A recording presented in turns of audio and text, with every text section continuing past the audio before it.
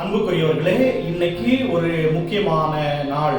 ஏன்னா தவக்காலத்தினுடைய 3 முப்பெரும் நாட்கள்ல இன்னைக்கு ஒரு சிறந்த நாள். அதுதான் ஆண்டவருடைய ரா உணவு பெருவிழா. இதற்கு ஒரு வரலாறு இருக்கிறது.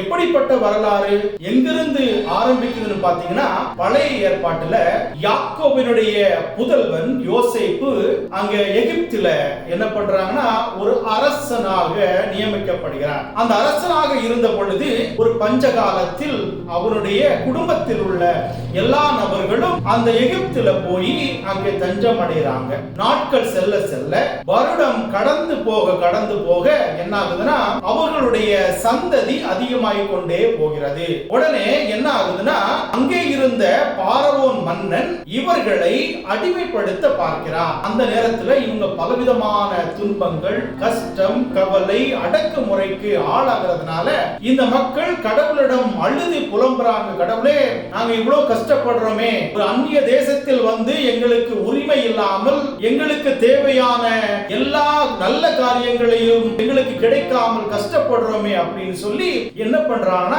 இந்த மக்கள் கடவுளை நோக்கி கூக்குரலிட்டு அழுறாங்க. இந்த நேரத்துல தான் தந்தையாகிய கடவுள் மோயிசன் என்கின்ற ஒரு தூதுவரை அனுப்பி இந்த மக்களை விடுவித்து கொண்டு வர அனுப்பி வைக்கிறார். அப்ப மோயிசன் சொல்றாரு, கடவுள் என்னை அனுப்பி வைத்திருக்கிறார் உங்களை விடுவிப்பதற்காக. அப்படின்னா ஒரே ஒரு காரியம் மட்டும் நீங்க செய்யணும். என்ன காரியம் செய்யணும்? நீங்கள் ஒரு ஆட்டை வெட்டி அதை பலியிட்டு உங்களுடைய வீட்டு வாசலுடைய அந்த நிலையில நீங்க அதை தெளித்து விடுங்கள். ஆட்டினுடைய இரத்தம் தெளிக்கப்பட்ட வீடுகளிலே ஆண்டவருடைய வானதூதர் கையிலே வாள்களை எடுத்துக்கொண்டு அங்கே உலா வருகின்ற பொழுது எந்த வீட்டில் இந்த ஆட்டினுடைய இரத்தம் தெளிக்கப்படவில்லையோ அந்த வீட்டில் உள்ள ஆண்மகனுடைய தலையானது வெட்டப்பட்டு அவன் இறந்து போகிறான். அப்படின்னா அன்புக்குரியவர்களே, இங்க என்ன நடக்குது?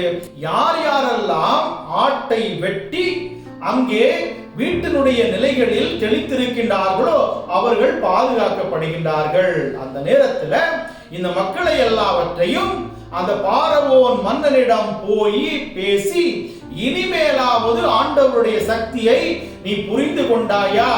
அப்படின்னா இந்த மக்களை நீ விடுவித்து அனுப்பிவிடு சொல்லி அந்த மோயிசன் இந்த மக்களை என்ன பண்றாரு, அங்கே அழைத்து கொண்டு செங்கடலை தாண்டி அவர் இந்த மக்களை பாலும் தேனும் பொழிகின்ற கானான் தேசத்துக்கு அழைத்து கொண்டு வருகிறார். God bless you. Amen.